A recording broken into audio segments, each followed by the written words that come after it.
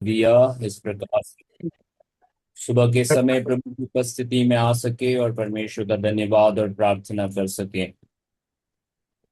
ഈ കാലകർത്താവിന്റെ സന്നിധിയിൽ കടന്നു വന്ന് പ്രാർത്ഥിപ്പാനും ദൈവത്തെ മഹത്വപ്പെടുത്തുവാനും ദൈവം ഒരുക്കിയ നല്ല അവസരത്തിനായി ദൈവത്തെ സ്തുതിക്കുന്നു. आमीन। Praise the Lord. हम परमेश्वर के दास पास्टर बेन को हम धन्यवाद देते हैं अर्थपूर्ण गीत के द्वारा। आमीन। प्रभु की आमीन गीतों में आराधना में अगुवाई करने के लिए प्रभु के दास को प्रभु ने मदद किया है। ഭാവദാസൻ ബനായി ദൈവത്തെ സ്തുതിക്കുന്ന സ്തോത്രം ചെയ്യുന്നു. വളരെ അർത്ഥപൂർണമായ ഗീതങ്ങളാൽ കർത്താവിനെ മഹത്വപ്പെടുത്തുവാൻ ഇന്ന് പകൽക്കാലം ദൈവം പ്രിയദാസനെ ബലപ്പെടുത്തിയതിനായി ദൈവത്തെ സ്തുതിക്കുന്നു. आमीन। वो हमेशा हमारा साथ रहने वाला परमेश्वर है, वो कभी भी हमें छोड़ने वाला प्रभु नहीं है। ദൈവം എപ്പോഴും നമ്മോട് കൂടെ ഇരിക്കുന്ന ദൈവം ഒരിക്കലും നമ്മെ കൈവിടാത്ത ദൈവമാണ്. परमेश्वर के दास को प्रभु उनके परिवार को प्रभु बहुतायत से आशीष देने पाए प्रभु। आमीन। उनकी हर एक सेवा में उनके हर एक कार्यों में प्रभु उनको सामर्थ्य और बल के साथ रखे। ഭാവദാസന്റെ എല്ലാ പ്രവർത്തനങ്ങളിലും എല്ലാ ശുശ്രൂഷകളിലും ദൈവം കൂടെ ഇരുന്ന് തന്നെ ധാരാളമായി അനുഗ്രഹിക്കുവാനാകട്ടെ. आमीन। आइए हम प्रभु के वचन की ओर हम चलते हैं। इफिसियों की पत्री 1 अध्याय उसके 19 और 20 वचन को आज हम वचन मनन करने के लिए लेते हैं। ഇന്ന് പകൽക്കാലം നമുക്ക് ചിന്തയ്ക്കാധാരമായ വേദവാഹം എഫേസ്യർക്ക് എഴുതിയ ലേഖനം 1-ാം അധ്യായം 19-20 വാക്യങ്ങൾ നമുക്ക് വായിക്കാം. मैं हिंदी में पढ़ता हूँ, फिर पास्टर जी मलयालम में पढ़ेंगे। और उसकी सामर्थ हम में जो विश्वास करते हैं कितना महान है, उसकी शक्ति के प्रभाव के उस कार्य के अनुसार जो उसने मसीह में किया कि उसको मरे हुओं में से जिलाकर स्वर्गीय स्थानों में अपनी दाहिनी ओर വിശ്വസിക്കുന്ന നമുക്ക് വേണ്ടി വ്യാപരിക്കുന്ന അവന്റെ ശക്തിയുടെ അളവറ്റ വലിപ്പം ഇന്നതെന്നും നിങ്ങൾ അറിയേണ്ടതിനും പ്രാർത്ഥിക്കുന്നു. അങ്ങനെ അവൻ ക്രിസ്തുവിലും വ്യാപരിച്ചു അവനെ മരിച്ചവരുടെ ഇടയിൽ നിന്ന് ഉയർപ്പിക്കുകയും ചെയ്തു. Praise the lord. प्रभु के नाम की महिमा हो कि प्रभु ने हमें एक अच्छा सुंदर वचन प्रभु ने आज सुबह हमें दिया है, इसलिए हम प्रभु का धन्यवाद करते रहेंगे। കാലം നല്ല തിരുവചന ഭാഗങ്ങൾ ദൈവം നമുക്ക് നൽകിയതിനായി നാം ദൈവത്തെ സ്തുതിക്കുന്നു. हम जब जानते हैं आमीन इफिसियों की पत्री प्रेरित पौलुस के द्वारा आमीन जो कलीसिया है उसे प्रकाशन के एक पत्री के रूप में या आमीन कुछ बातों को जो मसीह में हमारा पहचान क्या है उन बातों को बताने के लिए लिखा हुआ एक पत्री है। അപ്പോസ്തലനായ പൗലോസ് എഴുതിയതാണ് ഈ എഫേസ്യ ലേഖനം. സഭയ്ക്ക് ആമേൻ വെളിപ്പെടുത്തുമ്പോൾ നമുക്ക് ലഭിക്കാനുള്ള ആ വെളിപ്പാടിനെ കുറിച്ചുള്ള ആമേൻ ആഴമായ വിഷയങ്ങൾ ഈ എഫേസ്യ ലേഖനത്തിൽ നമുക്ക് കാണുവാൻ കഴിയും.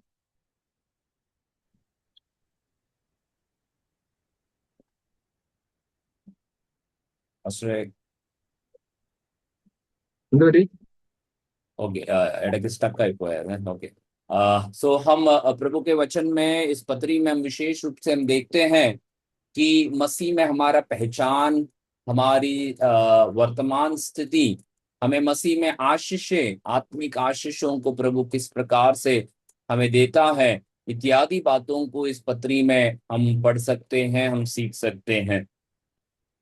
ക്രിസ്തുവിൽ നമ്മുടെ വളർച്ചയെ കുറിച്ച് ആത്മീക ദർശനങ്ങളെ കുറിച്ചും ക്രിസ്തുവിൽ നമ്മുടെ പരിചയത്തെ കുറിച്ചും അപ്പോസ്തലനായ പൗലോസ് ഇവിടെ നമുക്ക് ആഴമായി വെളിപ്പെടുത്തി തരും. हम ये बात को भी जानते हैं कि प्रेरित पौलुस इस पत्री को लिखने के समय में उस समय कारागृह में बंद रहकर या कारागृह में कैद रहने के समय लिखा हुआ पत्री था, परंतु कहीं पर भी इस पत्री में हार या दुख या कमजोरी की बात को कहते हुए हम नहीं सुनते हैं। അപ്പോസ്തലനായ പൗലോസ് ഈ ലേഖനം എഴുതുമ്പോൾ താൻ കാരാഗ്രഹത്തിൽ ബന്ധിക്കപ്പെട്ടവനായി കിടക്കുന്നുവെങ്കിലും തന്റെ ഈ ലേഖനത്തിൽ എങ്ങും നമുക്ക് കാണുവാൻ കഴിയത്തില്ല താൻ നിരാശയോടോ ദുഃഖത്തോടോ ഇത് എഴുതുന്നതായിട്ട്. आमीन। Praise the Lord. ये बात से हम और आपको भी आमीन एक प्रोत्साहन लेना जरूरी है कि हमारी वर्तमान स्थिति, हमारी आज की जो परिस्थिति है वो हमारा प्रभु में जो हमारा पहचान है उसे नष्ट होने नहीं देना चाहिए। ഇത് ഒരു കാര്യം നമ്മൾ വെളിപ്പെടുത്തുന്നു, ക്രിസ്തുവിലുള്ള നമ്മുടെ വെളിപ്പാട് അല്ലെങ്കിൽ ക്രിസ്തുവിലുള്ള നമ്മുടെ പരിചയത്തെ അത് ഒരിക്കലും നിരാശപ്പെടുത്തുവാനോ നഷ്ടപ്പെടുത്തുവാനോ അല്ല, അത് ഉത്സാഹപൂർണമായി മുന്നോട്ട് കൊണ്ടുപോകാനുള്ളത്.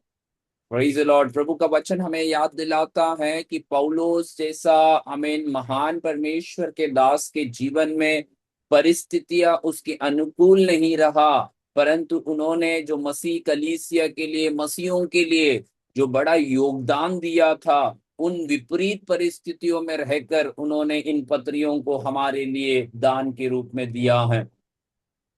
ഇത്ര ശ്രേഷ്ഠനായ ദൈവദാസനായിരുന്നിട്ടും കൂടെ തന്റെ ജീവിതത്തിന്റെ ഓരോ കാര്യങ്ങളിലും തനിക്ക് അനുകൂലമല്ലാതെ അതെല്ലാം പ്രതികൂലമായിരിക്കുമ്പോഴും താൻ നമ്മെ പ്രോത്സാഹിപ്പിക്കുവാൻ, അല്ലെങ്കിൽ നമുക്ക് ഒരു നല്ലൊരു മാതൃകയായി താൻ ദൈവത്തിന്റെ വചനത്തെ ഇവിടെ വെളിപ്പെടുത്തി തരും.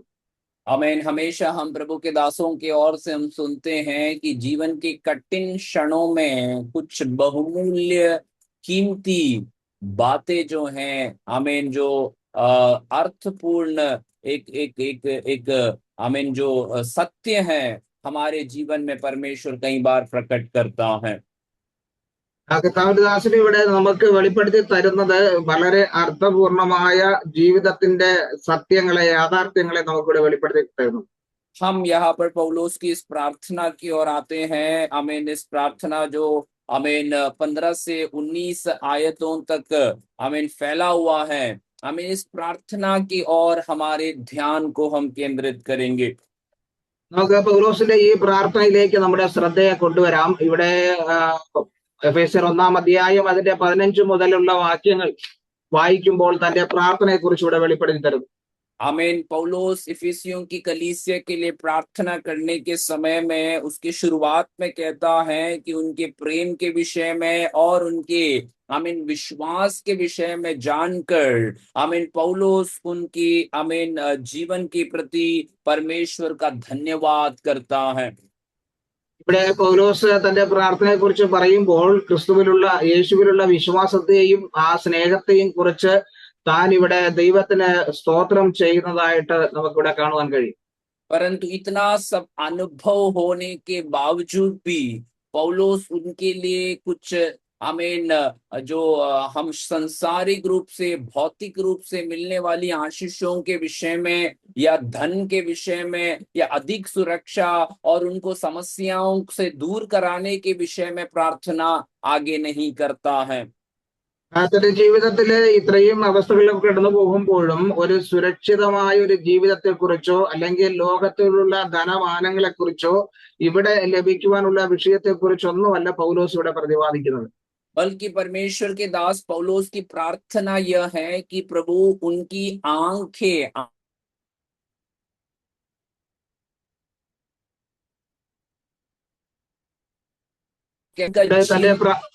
धन्य है, ये बात को वो जान सकें। ഇവിടെ ആമേൻ താൻ പ്രതിപാദിക്കുന്നത്, അല്ലെങ്കിൽ തന്റെ പ്രാർത്ഥന ഇതാ, ആമേൻ അവർക്ക് പരിജ്ഞാനത്തിന്റെയും ജ്ഞാനത്തിന്റെയും വെളിപ്പാടിന്റെയും ആത്മാവിനാൽ ഹൃദയദൃഷ്ടി പ്രകാശിപ്പിക്കുവാനും ആ ദൈവത്തിൻ്റെതായ ആമേൻ കാര്യങ്ങളെ വെളിപ്പെട്ട് കിട്ടുവാൻ വേണ്ടിയാണ് പൗലോസിന്റെ പ്രാർത്ഥന. और पौलुस की प्रार्थना है कि हमने जैसे अभी हम पढ़ते हैं उसके 16-17 आयत से हम पढ़ते हैं कि उनकी बुलाहट की आशा क्या है, उन्हें परमेश्वर में मिली हुई विरासत क्या है, और आमीन आखिरी में हमने आज पढ़ा हुआ वचन जो है कि उनमें परमेश्वर का सामर्थ, जो अत्यंत सामर्थ कितना है, ये वे जान जाए। इन्हीं के लिए वे, इस विषय के लिए वे प्रार्थना कर रहे हैं। 17-ാം വാക്യം മുതൽ നമ്മൾ നോക്കുമ്പോൾ അവിടെ കാണാൻ കഴിയുന്നത്, ആമേൻ യേശു ക്രിസ്തുവായ പിതാവുമായവൻ ആമേൻ തന്നെ കുറിച്ചുള്ള ആ പരിജ്ഞാനത്തിന്റെ ജ്ഞാനത്തിന്റെ വെളിപ്പാടിന്റെ ആത്മാവിനെ തരേണ്ടതിനും ഹൃദയദൃഷ്ടി പ്രകാശിച്ചിട്ട് ആമേൻ ആ ദൈവത്തിന്റെ വ്യാപാര ശക്തി, അതായത് നമ്മിൽ വിശ്വസിക്കുന്ന നമുക്ക് വേണ്ടി വ്യാപരിക്കുന്ന വ്യാപാര ശക്തിയുടെ അളവറ്റ വലിപ്പം അറിയേണ്ടതിനും വേണ്ടി പ്രാർത്ഥിക്കുന്നു. Praise the Lord। यहाँ पर हम वचन में देखते हैं, वहां पर लिखा हुआ है कि उसकी आमीन उस सामर्थ जो अत्यंत है, आमीन जो महान सामर्थ है, वो जानने के आमीन एक एक प्रयास के लिए पौलुस इफिसियों के लिए प्रार्थना कर रहा है। ഇവിടെ പൗലോസ് എഫേസ്യരോട് പ്രബോധിപ്പിക്കുന്നത്, ആമേൻ നമ്മിൽ വ്യാപരിക്കുന്ന അവന്റെ ശക്തിയുടെ അളവറ്റ വലിപ്പം അറിയേണ്ടതിനെ കുറിച്ച് താൻ പ്രാർത്ഥിക്കുന്നു. और इस 19वें आयत के उस आखिरी भाग, मैंने बोला 3 विषय था, उनकी बुलाहट की आशा, उनका मिरास जो परमेश्वर में है, और तीसरा उनमें जो सामर्थ्य है, ये सामर्थ्य के बारे में जानना हमें भी आज बहुत जरूरी है प्रियो। ആമേൻ. പ്രിയമുള്ളവരെ, ഇവിടെ ആമേൻ 3 വിഷയത്തെ കുറിച്ച് പറഞ്ഞു. ഒന്ന്, ആമേൻ വിളിയാനുള്ള ആശ എന്നും തിരിച്ചറിയേണ്ടതിന്. രണ്ട്, അവകാശത്തിന്റെ മഹിമാധനവും. മൂന്ന്, അവന്റെ ശക്തിയെ കുറിച്ച് തിരിച്ചറിയേണ്ടതിന്. ആമേൻ. അതാണ് പൗലോസിന്റെ പ്രാർത്ഥന. और ये सामर्थ्य के बारे में यदि हम सीखते हैं तो ये सामर्थ्य जो है एक साधारण सा एक शक्ति नहीं है, परंतु नीचे की आयत में आप पढ़ेंगे तो वहां पर लिखा है, यही सामर्थ्य ने मसीह यीशु को मरे हुओं में से जिलाने में मदद किया। ये सामर्थ्य है जो कलीसिया को आज परमेश्वर ने दे रखे हैं। ആമേൻ. ഈ ശക്തി എന്ന് പറയുമ്പോൾ അതൊരു നിസാര ശക്തിയായിട്ടല്ല ഇവിടെ കാണുന്നത്. താഴോട്ട് നമ്മൾ വായിക്കുമ്പോൾ നമുക്കറിയാൻ കഴിയുന്നത്, ക്രിസ്തുവിലും അത് വ്യാപരിച്ച് അവരെ മരിച്ചവരുടെ ഇടയിൽ നിന്ന് ഉയർപ്പിക്കുവാൻ കഴിവുള്ള ആ അത്യന്ത ശക്തി, ആ ശക്തിയാണ് ഇന്ന് നമുക്ക് വേണ്ടി അവൻ നൽകുന്നത്. Praise the Lord. आज सुबह के समय में मेरे आमीन प्रिय लोगों, ये बात को आज हमें समझना जरूरी है कि हमारी आज की वर्तमान की परिस्थिति, जो कुछ भी आप कहने पाए, जो कुछ भी आपके जीवन की समस्याएं हुए, आमीन मृत्यु से परे ऐसा कोई बात नहीं है जो आमीन हमारे जीवन को आज मसीह के वो सामर्थ छुड़ा नहीं सकता है। പ്രിയമുള്ളവരെ, ഈ ക്രിസ്തുവിന്റെ ഈ ശക്തി എന്ന് പറഞ്ഞാൽ അത് മരണം കൊണ്ട് വേർപെട്ടു പോകുന്നത്, അല്ലെങ്കിൽ മരണത്താൽ അത് തീർന്നു പോകുന്നതല്ല. ആ മരണത്തിലും അത് വ്യാപരിച്ച് ഉയർപ്പിക്കുവാൻ കഴിയുള്ളതായ ആ ദൈവിക ശക്തിയാണ്. हमें इसलिए ये याद रखना है कि जो सामर्थ्य मृतकों को जगा सकती है, वो आपकी स्थिति को भी बदल सकती है। ഈ അത്യന്ത ശക്തി എന്ന് പറഞ്ഞാൽ ആമേൻ, അത് നിങ്ങളുടേതായ നമ്മുടെ ഇപ്പോഴത്തെ അവസ്ഥയല്ല, നമ്മുടെ സകല സാഹചര്യങ്ങളെയും മാറ്റുവാൻ കഴിയുള്ളതാണ് ഈ അത്യന്ത ശക്തി. Praise the lord. इसलिए आज आप कोई भी परिस्थिति में आप अपने आप को क्यों ना देख रहे हो, आपको लग रहा होगा कि कोई मुझे सहायता नहीं कर सकता है, मैं आमीन इस परिस्थिति से बाहर नहीं आ सकता हूँ, कोई मनुष्य नहीं है मेरे सहायता करने के लिए। याद रखना है, परमेश्वर ने आपके अंदर ऐसा एक सामर्थ्य दिया है जिसके बारे में आपको और हमको जानना जरूरी है। ഇവിടെ ഈ ശക്തി എന്ന് പറഞ്ഞാൽ ആമേ, നമ്മുടെ ഇപ്പോഴത്തെ സാഹചര്യങ്ങൾ എന്ത് തന്നെ ആകട്ടെ, ആമേ, നമുക്ക് സഹായിക്കാൻ ആരുമില്ലാതാകട്ടെ, നമ്മുടെ കൂടെ നിൽക്കുവാൻ ആരുമില്ലാതാകട്ടെ, നമ്മൾ ഒറ്റപ്പെട്ട അവസ്ഥയിലാണെങ്കിലും ഈ ശക്തി നമ്മുടെ സകല അവസ്ഥകളെയും മാറ്റിമറിക്കുവാൻ കഴിവുള്ളതാണ്. कई बार हम और आप इन सामर्थ्य को हमारे हाथ में, हमारे जीवन में हम उसे लेकर चलते हैं, हम कैरी करते हैं, परंतु हम उपयोग करना नहीं जानते हैं। അപ്പോൾ പലപ്പോഴും നമ്മൾ ഈ അത്യന്ത ശക്തി നമ്മോട് കൂടെയുണ്ട്, നമ്മളത് കൊണ്ട് നടക്കുന്നുവെങ്കിലും അത് പലപ്പോഴും നമ്മൾ അത് ഉപയോഗപ്രദമാക്കി തീർക്കുന്നില്ല. आमीन। उदाहरण के रूप में यदि मान लो एक व्यक्ति एक कमरे में 24 घंटे बैठे हुए हैं, उसके घर में बिजली का प्रभाव हो आ रहा है या बिजली आ रही है, लेकिन जब तक वो उस आमीन स्विच को ऑन नहीं करता, तब तक उसके घर के अंदर उस बिजली का कोई फायदा नहीं है। इसी प्रकार विश्वासी लोग भी आज कई बार बैठे हुए रहते हैं। ആമേൻ.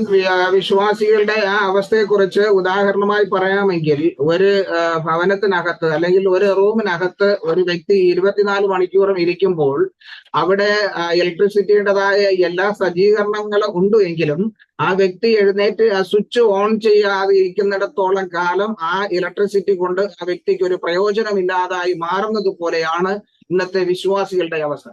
आमीन। और पौलोस का प्रार्थना यह है कि पौलोस प्रभु से प्रार्थना करता है, प्रभु विश्वासियों का आंखें खुल जाए, उनके जीवन में ये सत्य को वो समझ जाए कि उनके अंदर का सामर्थ्य कितना बड़ा है और उसके प्रभाव को वो अपने जीवन में देख पाए।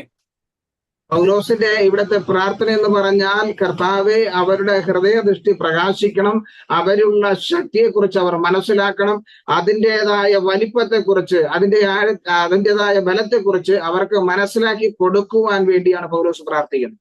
आमीन। आज सुबह के समय में यहाँ पर बैठे हुए ये जो 44 डिवाइस हैं, मैं आपसे प्रार्थना करता हूँ प्रियो, हम और आप इस भारत में, आमीन, अधिकतर लोग हम भारत में रहते हैं वर्तमान में, इस देश में हम कमजोर नहीं है। हो सकता है आंकड़े हमें बहुत कमजोर स्थिति में दिखाता हो, परंतु परमेश्वर का जो सामर्थ्य जो प्रभु में हमें दे रखे हैं वो आमीन आमीन लाखों हजारों से बढ़कर है। इस बात का सत्य को हम ग्रहण करना है। പ്രിയമുള്ളവരെ, ഇന്ന് പകൽക്കാലം ഈ കൂടി വന്നിരിക്കുന്ന 44 ഡിവൈസിനോടും എനിക്ക് ഒരു പ്രാർത്ഥന നിവേദനമായി പറയുവാനുള്ളത്, നമ്മൾ കൂടുതലും ആൾക്കാർ ഇന്ത്യയിലാണ് ആയിരിക്കുന്നത് എങ്കിലും നമ്മളെ കാണുമ്പോൾ മറ്റുള്ളവരുടെ മുൻപാകെ നമ്മൾ ബലഹീനരെന്ന് തോന്നാമെങ്കിലും നമ്മൾ വ്യാപരിക്കുന്നതായ ആ അത്യന്ത ശക്തിയുടെ ബലം നമ്മൾ തിരിച്ചറിഞ്ഞ് അതിൻ പ്രകാരം മുന്നേറേണ്ടത് ആവശ്യമായിരിക്കുന്നു. आमीन आमीन। आज सुबह के समय में आमीन वो सामर्थ्य के बारे में मैंने थोड़ी देर पहले बताया, वो यीशु मसीह को मरे हुओं में से जिलाने वाला वो सामर्थ्य। तो आज आप आपके वर्तमान की समस्याओं को थोड़ा आमीन मूल्यांकन करे, जांच कर देखे, क्या आपका जीवन में आने वाली समस्याएं मृत्यु के उतना बड़ा है या उससे कम है। ഞാൻ ആ ശക്തിയെ കുറിച്ച് പറഞ്ഞത്, യേശു ക്രിസ്തുവിൽ വ്യാപരിച്ച് മരിച്ചവരിൽ നിന്ന് ഉയർപ്പിച്ചതായ ആ അത്യന്ത ശക്തി, അത് നമ്മുടെ ഇന്നത്തെ വർത്തമാന കാലത്തിൽ അല്ലെങ്കിൽ ഇന്നായിരിക്കുന്ന നമ്മുടെ സാഹചര്യങ്ങളിൽ നമ്മൾ ഒന്ന് പരിശോധിച്ച് നോക്കിയേ, മരണത്തോളം എത്തുന്നതായ പ്രതികൂലങ്ങൾ നമ്മുടെ ജീവിതത്തിലുണ്ടോ? आमीन, प्रेज द लॉर्ड। आज सुबह के समय में उसके दूसरे आयत में बताया जाता है ये सामर्थ उसको मरे हुओं में से जिलाकर, उस भाग को हमने अभी देखा। अगले भाग लिखता है स्वर्गीय स्थानों में दाहिनी ओर उसे बैठाता है। ഇവിടെ നമ്മൾ വായിച്ചത് ഇങ്ങനെയാണ്, ആ ക്രിസ്തുവിൽ വ്യാപരിച്ചതായ അത്യന്ത ശക്തി ക്രിസ്തുവിനെ മരിച്ചവന്റെ ഇടയിൽ നിന്ന് ഉയർപ്പിക്കുകയും സ്വർഗത്തിൽ തന്റെ വലത്തുഭാഗത്ത് ഇരുത്തുകയും ചെയ്തു. आमीन, प्रेज द लॉर्ड, हालेलुया। ये सामर्थ केवल हमें आमीन जिलाता नहीं है, परंतु हमें ऊपर बैठाने वाला, परमेश्वर के कार्यों में हमें आमीन ऊंचाई में ले जाने वाला ये सामर्थ हम देखते हैं। ഈ ശക്തി കേവലം നമ്മെ മരിച്ചവരുടെ ഇടയിൽ നിന്ന് ഉയർപ്പിക്കുന്ന ശക്തി മാത്രമല്ല, അത് നമ്മെ ഉയരത്തിലേക്ക് കൊണ്ടുപോയി നമ്മെ ക്രിസ്തുവിന്റെ വലത്തുഭാഗത്തിരുത്തി അധികാരങ്ങളുടെ മേലിരുത്തുന്ന ഒരു ശക്തിയാണ്. Praise the Lord, hallelujah. आज सुबह के समय में परमेश्वर के प्रिय लोगों, मेरे और आपके जीवन में ये अनुभव हमें करना है कि हम कई बार परिस्थितियों के नीचे हमें अपने आप को हम देख रहे हैं, हम अपने आप को नीचा स्थान में देखते हैं, परंतु प्रभु का वचन कहता है हमें नीचे रहने के लिए नहीं प्रभु, परंतु हमें दिन प्रतिदिन बढ़ते जाने के लिए, ऊंचाई में जाने के लिए प्रभु ने हमें बुलाया है, हमें ठहराया है। പ്രിയമുള്ളവരെ, നമ്മുടെ ജീവിതത്തിലെ സാഹചര്യങ്ങളെ അല്ലെങ്കിൽ പ്രശ്നങ്ങളെ കണ്ടുകൊണ്ട് നാം ഓരോ ദിവസവും നമ്മെ തന്നെ താഴ്ത്തി കാണുമ്പോൾ, അല്ലെങ്കിൽ നമ്മെ തന്നെ ചെറുതായി കാണുമ്പോൾ, എന്നാൽ ഇവിടെ ദൈവത്തിന്റെ വചനം പറയുന്നത് ആ വ്യാപരിക്കുന്ന അത്യന്ത ശക്തി നമ്മെ അനുദിനം മുന്നോട്ട് നയിക്കുകയും നമ്മെ ഉയരങ്ങളിലേക്ക് എത്തിക്കുകയും ചെയ്യുന്നു. और ये सामर्थ्य किसको आमीन प्रभु देता है, ये हमने 19 के उस भाग में पढ़ते हैं, जो विश्वास करने वाला है। ये सामर्थ्य आमीन हर किसी को मिलेगा क्या पूछे तो आमीन शायद मैं बोलूंगा नहीं, क्योंकि जिसके अंदर विश्वास नहीं है वो ये सामर्थ्य को अनुभव नहीं कर पाते हैं। ഈ വിശ്വാസം ആർക്കാണ് ലഭിക്കുന്നതെന്ന് ചോദിച്ചാൽ 19-ാം വാക്യത്തിൽ നമ്മൾ വായിച്ചത് വിശ്വസിക്കുന്നവരിൽ വ്യാപരിക്കുന്ന ശക്തിയാ. ഇന്ന് അത് എല്ലാവർക്കും ലഭിക്കുമോ എന്ന് ചോദിച്ചാൽ എനിക്ക് പറയുവാൻ കഴിയും, അത് എല്ലാവർക്കും ലഭിക്കത്തില്ല. വിശ്വസിക്കുന്നവർ മാത്രമേ അത് വ്യാപരിക്കത്തുള്ളൂ. हम कई बार अपने आप को विश्वासी कहलाते हैं, प्रभु के लोग कहलाते हैं, लेकिन परिस्थिति जब हमारे एक एक नियंत्रण के बाहर दिखाई देते हैं तो हमारी विश्वास खो जाते हैं, हमारी आशा खो जाती है, हमारी प्रार्थनाएं रुक जाती हैं, हम निराशा में चले जाते हैं। लेकिन प्रभु का वचन कहता है ये सामर्थ आपके परिस्थितियों में काम करना है तो आपको विश्वास को अपनाए रखना जरूरी है। എന്നാൽ ഇത് സാഹചര്യങ്ങളുടെ സമ്മർദ്ദം വരുമ്പോൾ വിശ്വാസത്തിൽ തളർന്നു പോവുകയും ക്ഷീണിച്ചു പോവുകയും പ്രാർത്ഥനാ ജീവിതം മുടങ്ങിപ്പോവുകയും വിശ്വാസത്തിൽ പിന്മാറിപ്പോവുകയും ചെയ്യുന്ന അവസ്ഥയിൽ നിന്നും ഈ ശക്തി പ്രാപിക്കണമെങ്കിൽ അത് വിശ്വാസമുള്ളവരായി, സാഹചര്യങ്ങളുടെ മധ്യയും വിശ്വാസമുള്ളവരായി വിശ്വസിക്കുന്നവരിൽ മാത്രമേ ഈ ശക്തി വ്യാപരിക്കൂ. हम देखेंगे आगे कि ये सामर्थ कहाँ कहाँ परमेश्वर कार्य में लाता है। हम इन दूसरे कुरिन्थियों की पत्री उसके 12 अध्याय उसके 9 वचन की ओर हम पढ़ते हैं तो परमेश्वर का वचन वहां पर हमें बताता है कि ये सामर्थ कमजोरियों में हमें सिद्ध करने वाला सामर्थ है। ഈ ശക്തി എവിടെയാ പ്രവർത്തിക്കുന്നതെന്ന് ചോദിച്ചാൽ 2 കൊരിന്ത്യർക്ക് എഴുതിയ ലേഖനം 12 അധ്യായത്തിന്റെ 9 വാക്യത്തിലേക്ക് കടന്നു വരുമ്പോൾ അവിടെ കാണുന്നു, ആമേൻ, ഈ ശക്തി ബലഹീനതയിൽ തികഞ്ഞു വരുന്നു. Praise the Lord. यहाँ पर लिखता है मेरी अनुग्रह तेरे लिए बहुत है क्योंकि मेरी सामर्थ निर्बलता में सिद्ध होती है। ഇവിടെ 2 കൊരിന്ത്യർക്ക് എഴുതിയ ലേഖനം 12 അധ്യായം അതിന്റെ 9 വാക്യത്തിൽ ഇങ്ങനെ പറയുന്നു, അവൻ എന്നോട് എന്റെ കൃപ നിനക്ക് മതി, എന്റെ ശക്തി ബലഹീനതയിൽ തികഞ്ഞു വരുന്നു. Praise the Lord. यहाँ हम ये इस आयत के संदर्भ को हम जानते हैं। पौलुस अपने जीवन में कांटे सा अनुभव के अंदर आमीन परमेश्वर से वो 3 बार विनती करता है, प्रार्थना करता है। ഈ വാക്യം നമുക്കറിയാം, പൗലോസിന്റെ ജീവിതത്തിൽ മുള്ളുകളെ പോലെ അനുഭവിക്കുന്ന ജീവിത സാഹചര്യങ്ങളിലൂടെ കടന്നു പോകുമ്പോഴാണ് ഈ അനുഭവത്തെ കുറിച്ച് കർത്താവ് വെളിപ്പെടുത്തുന്നത്. Praise the Lord. पौलुस कह रहा है कि मैंने प्रार्थना किया परंतु परमेश्वर कहता है मेरी सामर्थ तेरी निर्बलता में सिद्ध होते रहेंगे। പൗലോസ് തന്റെ ആ അവസ്ഥകൾ അല്ലെങ്കിൽ സാഹചര്യങ്ങളെ കണ്ടുകൊണ്ട് കർത്താവിനോട് പ്രാർത്ഥിക്കുമ്പോൾ കർത്താവ് അവനോട് പറയുന്നു, എന്റെ കൃപ നിനക്ക് മതി, അത് ബലഹീനത തികഞ്ഞു വരുന്നു. प्रिय लोगों, प्रभु के परमेश्वर के दास दासियों, ये बात को हम और आपको भी समझना जरूरी है कि हमारे कमजोरी हमें खत्म करने के लिए नहीं है, हमारे सेवकाई में बाधा लाने के लिए नहीं है, लेकिन जीवन में आए हुए कमजोरी में हमें ये बात को समझना है कि परमेश्वर का सामर्थ उसी क्षण में मेरे जीवन में काम करता रहेगा। ഉള്ളവരെ, ഈ ബലഹീനത നമ്മെ നശിപ്പിക്കുവാനോ നമ്മെ തകർത്ത് കളയുവാനോ ഉള്ളതല്ല. എന്നാൽ നമ്മുടെ ആ ബലഹീനമായ സാഹചര്യങ്ങളിലാണ് ദൈവത്തിന്റെ ആത്യന്ത ശക്തി വെളിപ്പെട്ട് നമ്മെ ബലമുള്ളതാക്കി തീർക്കുന്നത്. Praise the Lord, hallelujah. आज सुबह के समय में आमीन, प्रेज़ द लॉर्ड, प्रभु का वचन में हम दूसरे भाग में देखते हैं आमीन इस कमजोर मिट्टी के शरीर में परमेश्वर ने ये अत्यंत सामर्थ दिया है ताकि कोई भी प्राणी घमंड ना कर सके। അതെ, നമ്മൾ വീണ്ടും ദൈവവചനത്തിൽ കാണുന്നത് ഈ ശക്തി വ്യാപരിക്കുന്നത് ഈ മൺകൂടാരങ്ങളിലാണ് വ്യാപരിക്കുന്നത്. ഇത് ആരും അഹങ്കരിക്കാതിരിപ്പാൻ, ആരും നിഗളിച്ചു പോകാതിരിപ്പാൻ ഇത് ദൈവത്തിന്റെ ഈ അത്യന്ത ശക്തി മൺകൂടാരങ്ങളിലാണ് പകർന്നിരിക്കുന്നത്. Praise the lord. इसलिए हमेशा याद रखना है कि जहां पर हम आमीन खत्म होते हैं वहीं पर परमेश्वर का सामर्थ हमारे जीवन में शुरू होता है। അതുകൊണ്ട് നമ്മൾ ഈ കാര്യം മനസ്സിലാക്കുക, നമ്മുടെ ബലഹീനതകളിൽ നമ്മൾ തളർന്നു പോകുന്നു എന്ന് ചിന്തിക്കുന്ന സമയത്താണ് ദൈവത്തിന്റെ ആത്യന്ത ശക്തി നമ്മുടെ ജീവിതത്തിൽ പ്രായോഗികമാക്കി തീർക്കുന്നത്. हालेलुया। कभी भी एक विश्वासी अपने जीवन में आमीन अपनी बलबूते में, अपनी ताकत में आमीन आसरा करने से भी बढ़कर हमेशा वो परमेश्वर का सामर्थ में निर्भर होने के लिए वे अपने जीवन को तैयार रखते चलना है। ആമേൻ. എപ്പോഴും ഒരു വിശ്വാസി, ഒരു ദൈവ പൈതൽ തന്റേതായ ശക്തിയിലോ തന്റെ കഴിവുകളിലോ ആശ്രയിച്ച് മുന്നേറുകയല്ല, പിന്നെയോ ദൈവത്തിന്റെ ആത്യന്ത ശക്തിയിൽ വിശ്വസിച്ച് ആശ്രയിച്ച് മുന്നേറേണ്ടിയിരിക്കുന്നു.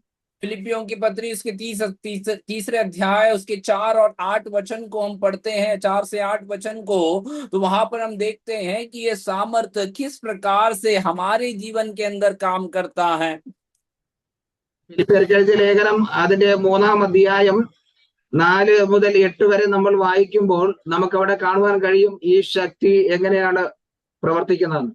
आमीन, प्रेज द लॉर्ड। पौलुस आमीन परमेश्वर को जानने का वो प्रयास में आमीन किस प्रकार से अपने जीवन की उपलब्धियों को, अपने जीवन के सारी श्रेष्ठता को आमीन हालेलुया वो कूड़ा कचरा समझने के लिए तैयार है। आखिरी में वो यही बात को कहता है कि मैं किसी ना किसी प्रकार से मसीह को मैं अपने जीवन में जान सकूं। പൗലോസ് ഇവിടെ വെളിപ്പെടുത്തുന്നത് തന്റെ ജീവിത സാഹചര്യം കൂടെ തനിക്ക് ഉണ്ടായിരുന്നതായ സകലത്തെയും, തനിക്ക് ഈ ലോകത്തിൽ പ്രധാനമായിരുന്ന പലതിനെയും താൻ ത്യജിച്ച് എങ്ങനെയെങ്കിലും ക്രിസ്തുവിന്റെ ആമേൻ ആ പരിജ്ഞാനത്തിൽ അല്ലെങ്കിൽ മുന്നേറുവാൻ തക്കവണ്ണം താൻ ഇവിടെ ആമേൻ ഈ വചനങ്ങൾ മൂലം നമ്മെ വെളിപ്പെടുത്തുന്നു. Praise the Lord. पौलुस उस चौथे आयत में हम देखते हैं तो अपनी कुटुंब की श्रेष्ठता, अपनी महानता के विषय में, अपने शरीर में भरोसा करने के विषय में, ये सारी बातें जो पौलुस के लिए आमीन उस समय तक हो सकता है, हम बोल सकते हैं उस समय तक पौलुस के लिए वो बातें बड़ी श्रेष्ठ और बड़े आमीन उच्च आमीन दर्जे का है, ऐसे आमीन पौलुस ने मानकर चल रहे थे।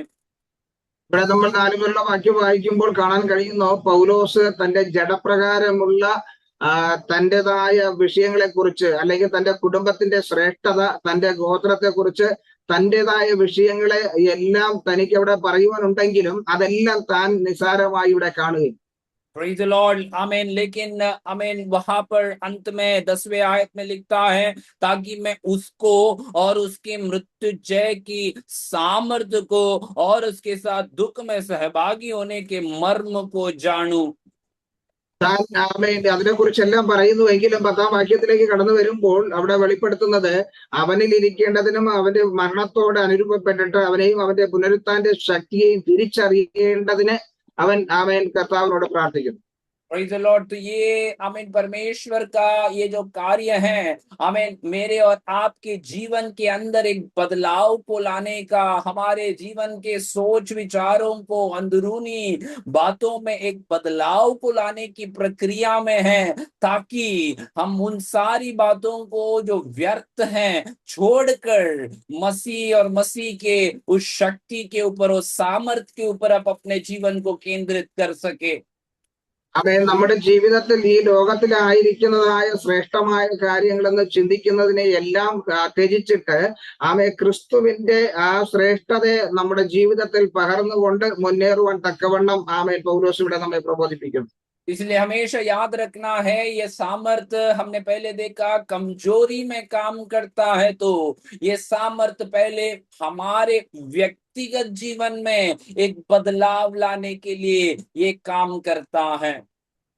ഈ ശക്തിയെ കുറിച്ച് നമ്മൾ ആദ്യം ചിന്തിച്ചത് ഈ ബലഹീനതയിൽ തികഞ്ഞു വരുന്ന ശക്തിയാണെങ്കിൽ ഇവിടെ നമ്മുടെ വ്യക്തിപരമായ ജീവിതത്തിന്റെ അവസ്ഥകളെ മാറ്റുവാൻ തക്കവണ്ണം കഴിവുള്ളതാണ് ഈ അത്യന്ത ശക്തി. प्रिय लोगों, हमेशा याद करना है कि हमारे जीवन और आपके जीवन में यदि ये सामर्थ्य व्यक्तिगत रूप से हमें बदल नहीं रहा तो ये सामर्थ्य कभी भी दूसरों को बदल नहीं सकता।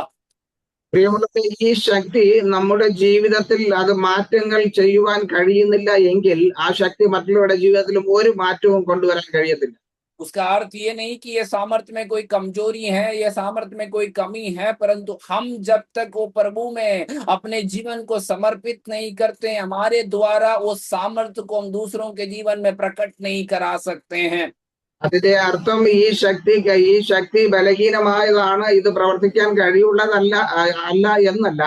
ഈ ശക്തി നമ്മുടെ ജീവിതത്തിൽ നമ്മുടെ സാഹചര്യങ്ങളെയും നമ്മുടെ അവസ്ഥകളെയും മാറ്റിമറിക്കുവാൻ കഴിയുന്നില്ല എങ്കിൽ മറ്റുള്ളവരുടെ ജീവിതത്തിലും അത് പ്രായോഗികമാക്കുവാൻ കഴിയത്തില്ല, നമ്മെക്കൊണ്ട് കഴിയത്തില്ല എന്ന് പറഞ്ഞു.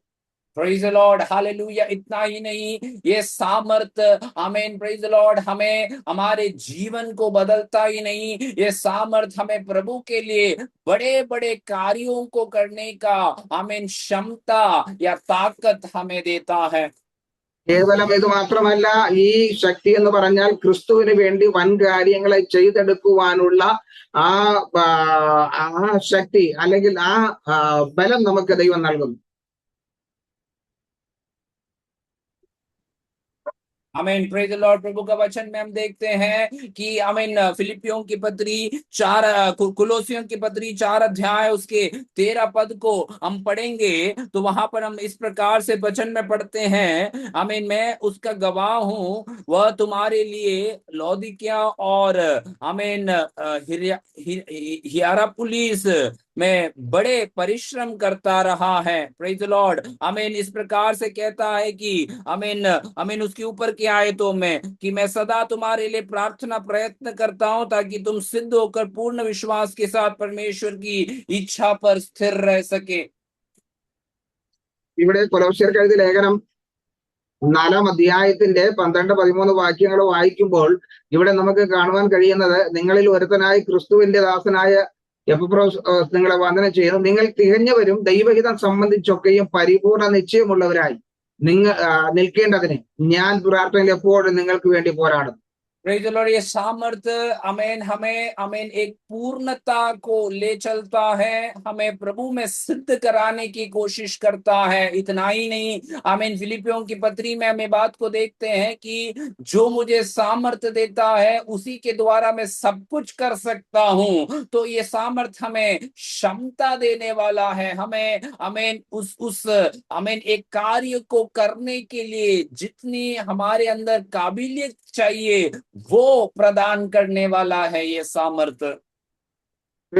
ഈ ശക്തി എന്ന് പറഞ്ഞാൽ ദൈവഹിതം സംബന്ധിച്ചുള്ളതും നമ്മെ പരിപൂർണരാക്കി തീർക്കേണ്ടതിനും ദൈവത്തിൽ നമ്മൾ തികഞ്ഞവരായി തീരേണ്ടതിനും നാം ഇത് നമ്മിൽ പ്രവർത്തിക്കുന്നു. മാത്രമല്ല, നമ്മൾ ഫിലിപ്പിയർക്ക് എഴുതിയ ലേഖനത്തിൽ വായിച്ചതുപോലെ ഈ ശക്തി എന്ന് പറഞ്ഞാൽ നമ്മൾ ആകേണ്ട രീതിയിൽ നമ്മെ ആക്കി സകലതും നമ്മെ കൊണ്ട് ചെയ്തെടുക്കുന്നതായ ആ അത്യന്ത ശക്തിയാണ് ഈ ദൈവിക ശക്തി. Praise the lord. फिलिपियों की पत्री में हम देखते हैं ना कि जो मुझे सामर्थ्य देता है उसमें मैं सब कुछ कर सकता हूं। मतलब हमें कई बार ये आयतों को हम हमें कई बार कुछ भी और बातों के लिए, हमारे कुछ और लाभ इच्छा के लिए हम कई बार उपयोग करने की कोशिश करते, लेकिन प्रभु का वचन हमें याद दिलाता है कि ये प्रभु के कार्यों को हमारे जीवन में पूरा करने का एक जरिया है, कि ये जो सामर्थ्य है जो यीशु मसीह को मरे हुए में से जी उठाया, यही सामर्थ्य हमारे जीवन में हमारे कमजोरियों में कार्य करने में मदद करता है। ഈ ശക്തി എന്ന് പറഞ്ഞാൽ പൗലോസ് പറയുന്നത്, എന്നെ ശക്തനാക്കുന്നവൻ മുഖാന്തരം ഞാൻ സകലത്തിലും മതിയാകുന്നു. ആമേൻ. അപ്പോൾ നമ്മുടെ സകല അവസ്ഥകളെയും മാറ്റിമറിക്കുവാൻ കഴിവുള്ള ഈ അത്യന്ത ശക്തി നമ്മുടെ സകല സാഹചര്യങ്ങളെ മാറ്റുവാനും നമ്മെ ബലഹീനതയിൽ നിന്നും ബലമുള്ളവരാക്കി തീർക്കുവാനും കഴിയുന്നതാണ് ഈ അത്യന്ത ശക്തി. Praise the Lord. आप सुबह के समय में हम और आपको ये बात को जानना जरूरी है कि ये सामर्थ्य हमें हमें क्षमता देता है। हमें प्रभु का ये सामर्थ्य हमें हमारे बलहीनता में मदद करता है। 2 तीमुथियुस की पत्री 1:7 में परमेश्वर का वचन हमें पौलुस तीमुथियुस को याद दिलाता है कि तूने ये जो हमें शक्ति पाया है वो भय या डर का शक्ति नहीं है, परंतु हमें प्रेज द लॉर्ड साहस की आत्मा को तूने पाया है कर पौलुस तीमुथियुस को हमें अपने पत्रियों में याद कराता है। ആമേൻ. പൗലോസ് തിമോത്തിയോസിന് ലേഖനം എഴുതുമ്പോൾ താൻ ഇങ്ങനെ പറയുന്നു, ഈ ശക്തി എന്ന് പറഞ്ഞാൽ ഇത് ഭീരുത്വത്തിൻ്റെതല്ല, പിന്നെയോ ശക്തിയുടെയും സ്നേഹത്തിന്റെയും സുബോധത്തിന്റെയും ആത്മാവിനെ അത്രയധികം നമുക്ക് നൽകപ്പെട്ടിരിക്കുന്നത്. आज सुबह के समय में हमें ये सामर्थ्य हमारे जीवन में किन किन क्षेत्रों में काम कर रहा है या नहीं है, ये हमें जांचना बहुत जरूरी है। प्रियो, ഇന്ന് പകൽക്കാലം നമ്മൾ ഒരു കാര്യം മനസ്സിലാക്കേണ്ടിയിരിക്കുന്നു, ഈ ശക്തി, ഈ അത്യന്ത ശക്തി നമ്മുടെ ജീവിതത്തിന്റെ ഏതെല്ലാം സാഹചര്യങ്ങളിൽ എങ്ങനെ പ്രവർത്തിക്കുന്നു എന്ന് നമ്മൾ മനസ്സിലാക്കേണ്ടിയിരിക്കുന്നു. പ്രിയമുള്ളവരെ, क्या ये सामर्थ्य को हम अपने कमजोरियों में हम देख पाते हैं कि हम सब लोग निर्बल पात्र हैं, कई परिस्थिति हमें कमजोर करा देते हैं, परंतु क्या ये प्रभु का सामर्थ्य उन कमजोरियों के बीच में उठकर हमें मदद करता है क्या? നമ്മളെല്ലാം നിർബലരാണ്, നമ്മൾ ബലഹീനരാണ്. എന്നാൽ ഈ ദൈവത്തിന്റെ അത്യന്ത ശക്തി ആ സാഹചര്യങ്ങളിൽ നമ്മെ ബലമുള്ളതാക്കി തീർക്കുന്നതായിട്ട് നമുക്ക് അനുഭവിക്കാൻ കഴിയുന്നുണ്ടോ? और दूसरी बात हमें याद रखना है, क्या ये सामर्थ हमारे जीवन में, हमारे सोच विचार में, हमारे अंदरूनी अनुभव में, हमारे हृदय में एक बदलाव लाने का ताकत को रख रहा है क्या? ഈ ശക്തി നമ്മുടെ ചിന്താമണ്ഡലങ്ങളിലും നമ്മുടെ ഹൃദയത്തിന്റെ അകത്തും നമ്മുടെ ഓരോ പ്രവർത്തികളിലും അത് വെളിപ്പെടുത്തുവാൻ നമുക്ക് കഴിയുന്നുണ്ടോ?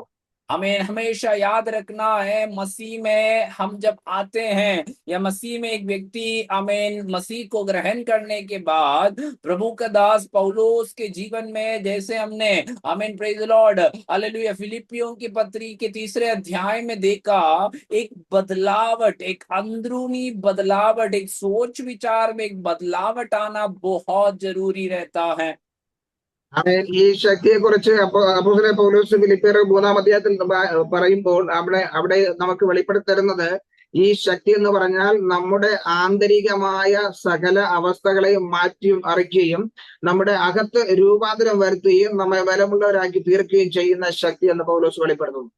Praise the Lord, पौलुस उस पत्री में हमने देखा कि अपने सारे उपलब्धियों को, श्रेष्ठता को, महानता के विषयों को इस संसार में बड़ाई के रूप में देखने वाली बातों को पौलुस कहता है, मैं सब कुछ को कूड़ा और कचरा को समझता हूं। പൗലോസ് ഇവിടെ പറയുന്നത് തന്റെ ജീവിതത്തിൽ തനിക്ക് ഇവിടെ ശ്രേഷ്ഠമായിരുന്നത് തന്റെ ജഡപ്രകാരമായാലും തന്റെ കുടുംബപരമായി തന്റെ വ്യക്തിപരമായി തന്റെ ജീവിതത്തിൽ തനിക്ക് ശ്രേഷ്ഠമായി ഉണ്ടായിരുന്നതെല്ലാം ഈ ശക്തി നിമിത്തം തനിക്ക് അത് ലാഭമായി എണ്ണിയിരുന്നതെല്ലാം അത് ഛേദമെന്ന് പൗലോസ് എണ്ണുന്നു. Praise the Lord, आज हम अपने जीवन को जांचना है, क्या ये सामर्थ हमारे कमजोरी में काम कर रहा है? क्या यह सामर्थ मेरे और आपके जीवन के अंदर एक बदलावट को लाने के लिए कार्य कर रहा है? नहीं है तो हमें समर्पण अपने जीवन को करना जरूरी है, क्योंकि जब तक हम अपने आप को खाली नहीं कर पाएंगे, परमेश्वर अपने सामर्थ से हमें भर नहीं पाएंगे। ഇന്ന് പകൽക്കാലം നാം നമ്മുടെ ജീവിതത്തിൽ ഒന്ന് പരിശോധിക്കേണ്ടിയിരിക്കുന്നു. ഈ ശക്തി ബലഹീനതയെ തികഞ്ഞു വരുന്ന ശക്തിയാണോ? നമ്മുടേതായ സാഹചര്യങ്ങളെ മാറ്റിമറിക്കാൻ കഴിവുള്ള ശക്തിയാണോ? അത് അങ്ങനെ ആയി തീർന്നില്ല എങ്കിൽ ഇന്ന് പകൽക്കാലം നാം അത് കർത്താവിൽ നിന്നും അത് പ്രാപിച്ചുകൊണ്ട് നമ്മുടെ ജീവിതത്തെ മാറ്റിമറിക്കുന്നതായ, നമ്മുടെ ജീവിതത്തെ രൂപാന്തരപ്പെടുത്തുന്നതായ അനുഭവത്തിലേക്ക് നാം നയിക്കപ്പെടേണ്ടിയിരിക്കുന്നു. तीसरी बात हमने आज वचन में सुना, ये जो अत्यंत सामर्थ्य जो परमेश्वर की ओर से हमें मिलता है, ये हमारे जीवन में हमें क्षमता देता है कि किस प्रकार हम साहस के साथ, स्थिरता के साथ परमेश्वर के लिए हम कार्यों को कर सकें। മൂന്നാമത്, ഈ അത്യന്ത ശക്തി നമുക്ക് ബലം നൽകുന്നു, ശക്തി നൽകുന്നു. നാം ക്രിസ്തുവിൽ ഉറച്ചു നിൽക്കുവാൻ തക്കവണ്ണം, ക്രിസ്തുവിന് വേണ്ടി പ്രവർത്തിക്കുവാനുള്ള ആ ആത്മധൈര്യത്തിൽ മുന്നേറുവാനുള്ള ആ ബലം നമുക്ക് പകർന്നു തരുന്നു. आखिरी आयत को हम देखेंगे, कुलोसियों की पत्री फिर से हम देखते हैं 2 अध्याय उसके 15वें वचन की ओर हम जाते हैं, तो वहां पर लिखा हुआ है कि और उसने प्रधानता और अधिकारों के ऊपर से उठाकर उन्हें कुल्लम कुल्ला तमाशा बनाया और क्रूस के द्वारा उन पर जय जयकार की ध्वनि सुनाई। ഇവിടെ കൊലോസ്യർക്ക് എഴുതിയ ലേഖനം 2-ാം അധ്യായത്തിന്റെ 13-14-15 വാക്യങ്ങൾ നമ്മൾ നോക്കുമ്പോൾ കാണുന്നത്, വാഴ്ചകളെയും അധികാരങ്ങളെയും ആയുധവർഗം വെപ്പിച്ച് ക്രൂശിൽ അവരുടെ മേൽ ജയോത്സവം കൊണ്ടാടി അവരെ പരസ്യ കാഴ്ചയാക്കി ആമേൻ അതെ തീർത്തു എന്ന് ഇവിടെ കാണുവാൻ കഴിയും. ये बात को हमें इन वचन से समझ में आता है कि यही सामर्थ जिसने परमेश्वर को मरे हुओं में से जी उठाया, यही सामर्थ के द्वारा प्रभु का वचन हमें कहता है कि प्रधानता और अधिकारों को ऊपर से उतार कर उन्हें कुल्लम कुल्ला तमाशा के रूप में बदलकर क्रूस के द्वारा उन पर जय जयकार की ध्वनि सुनाई है। ഈ അത്യന്ത ശക്തിയെ കുറിച്ച് ഇവിടെ പറയുന്നത്, ആമേൻ അത് ക്രിസ്തുവിനെ മരിച്ചവരുടെ ഇടയിൽ നിന്നും ചെയ്യുക മാത്രമല്ല ചെയ്തത്, വാഴ്ചകളെയും അധികാരങ്ങളെയും ആയുധവർഗം വെപ്പിച്ച് ക്രൂശിൽ അവരുടെ മേൽ ജയോത്സവം കൊണ്ടാടി അവരെ പരസ്യമായ കാഴ്ചയാക്കി തീർത്തു. Praise the Lord, तो ये बात हमेशा याद रखना है, ये सामर्थ्य हमें जिताने में मदद करता है, हमें एक विजय होकर चलने के लिए, आमीन, जिस प्रकार से हमने पिछले दिनों में भी देखा होगा, चुनाव जीतने के बाद जीतने वाले जो पार्टी हैं, कैसे अपने जुलूस निकाल कर वे लोग, आमीन, अपने, आमीन, जय का प्रकटन करता है, वैसे हमें मसीह के उस सामर्थ्य को प्राप्त करने के बाद हमें उस, आमीन, अधिकारों के ऊपर, प्रधानताओं के ऊपर जय लेकर उनके ऊपर हमें एक घोषणा करने का एक अनुभव ये सामर्थ्य में देता है। ഈ ശക്തി നമുക്ക് മരണത്തിൽ നിന്ന് ഉയർപ്പിക്കുക മാത്രമല്ല, പിന്നെയോ അത് ജയജീവിതം നയിക്കുവാൻ, ജയോത്സവം കൊണ്ടാടുവാൻ നമുക്ക് അത് സഹായിക്കുന്നു. കഴിഞ്ഞ ദിവസങ്ങളിൽ നമ്മൾ കണ്ടു, ഇലക്ഷനിൽ നിന്ന് ജയിച്ചവർ, അവർ ജയിച്ചതിന് ശേഷം അവരുടെ ശക്തി പ്രകടനം നടത്തി അവർ അത് തെളിയിക്കുന്നത് പോലെ ഈ ക്രിസ്തുവിന്റെ ശക്തി എന്ന് പറഞ്ഞാൽ നമ്മെ ജയോത്സവമായി നടത്തുവാൻ നമ്മെ ബലപ്പെടുത്തുന്നു. Praise the Lord. आज इस सुबह के समय में हमें, मेरे और आपके जीवन में हमें यह बात को याद रखना है कि हम हारे हुए लोग नहीं हैं। हारने के लिए प्रभु ने बुलाया नहीं है, परंतु जय प्राप्त करने के लिए, जयवंत एक जीवन मसीह में जीने के लिए परमेश्वर ने हमें बुलाया है। तो आज हम प्रार्थना करना है कि परमेश्वर, आपका ये सामर्थ्य मेरे जीवन में काम करने के लिए मुझे आप मदद करे प्रभु। ഇന്ന് തൽക്കാലം ഞാൻ നിങ്ങളും ഒരു കാര്യം മനസ്സിലാക്കണം. നമ്മൾ പരാജയപ്പെട്ടു പോകുവാനോ പരാജയമടഞ്ഞവരായിരിക്കുവാനുള്ളതല്ല. ഈ ശക്തി നമ്മെ വിജയത്തിലേക്ക് നയിക്കുകയും ആമേ ജയോത്സവം കൊണ്ടാടുവാൻ നമുക്ക് പകർന്നു തരുന്ന ശക്തിയാകയാൽ ഇന്ന് പകൽക്കാലം നമുക്ക് പ്രാർത്ഥിക്കാം, കർത്താവെ ആ ശക്തിയാൽ, ആ ആത്മാവിന്റെ ശക്തിയാൽ ഞങ്ങളെ നിറയ്ക്കണമെന്ന് നമുക്ക് ദൈവത്തോട് പ്രാർത്ഥിക്കാം.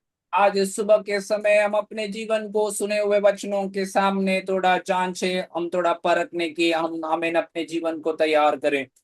ഇന്ന് പകൽക്കാലം നമ്മൾ ഈ കേൾക്കപ്പെട്ട തിരുവചനത്തിന്റെ മുൻപാകെ നമുക്ക് നമ്മെ തന്നെ ഒന്ന് പരിശോധിക്കാം. നമുക്ക് നമ്മെ തന്നെ വചനത്തിന്റെ മുമ്പാകെ സമർപ്പിക്കാം. इफिसियों की पत्री में पहले अध्याय के 19वें आयत में हमने देखा कि ये जो सामर्थ, जो अत्यंत सामर्थ है, जो विश्वास करने वालों के लिए दिया जाता है, ये सामर्थ हमारे जीवन में क्या क्या कार्य को कर सकता है। എഫേസ്യർക്ക് എഴുതിയ ലേഖനം 1-ാം അധ്യായത്തിന്റെ 19-ാം വാക്യത്തിൽ നമ്മൾ കണ്ടു, വിശ്വസിക്കുന്ന നമുക്ക് വേണ്ടി ഈ വ്യാപരിക്കുന്ന അത്യന്ത ശക്തി അത് എന്തൊക്കെ പ്രവർത്തിക്കുന്നു. और ये सामर्थ के बारे में, सामर्थ के उस प्रभाव के बारे में देखा कि ये साधारण सा एक सामर्थ नहीं है, एक असीम सामर्थ है जो यीशु मसीह को मरे हुओं में से जिलाने के लिए मदद किया है। ഈ ശക്തിയുടെ വലിപ്പത്തെ കുറിച്ച് നമുക്ക് കാണുവാൻ കഴിഞ്ഞു. ആമേൻ. ഈ ശക്തിയുടെ വലിപ്പം എന്ന് പറഞ്ഞാൽ അതൊരു സാധാരണമായതല്ല. യേശു ക്രിസ്തുവിനെ മരിച്ചവരുടെ ഇടയിൽ നിന്ന് ഉയർപ്പിക്കുവാൻ കഴിയുള്ള അത്യന്ത ശക്തിയാണ്.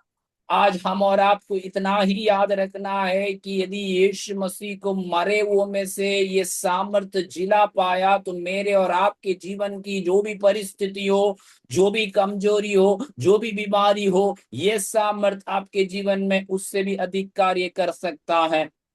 പകൽക്കാലം നാം ഒരു കാര്യം മനസ്സിലാക്കുക, ഈ ശക്തി യേശു ക്രിസ്തുവിനെ മരിച്ചവരുടെ ഇടയിൽ നിന്ന് ഉയർപ്പിക്കുവാൻ കഴിഞ്ഞുവെങ്കിൽ നമ്മുടെ ജീവിതത്തിലും ആയിരിക്കുന്ന സാഹചര്യങ്ങൾ, നമ്മുടെ അവസ്ഥകളെ അതിനെ മാറ്റിമറിക്കുവാൻ അല്ലെങ്കിൽ അതിനെ ഉയർപ്പിക്കുവാൻ തക്കവണ്ണം ഈ ശക്തിക്ക് കഴിയും.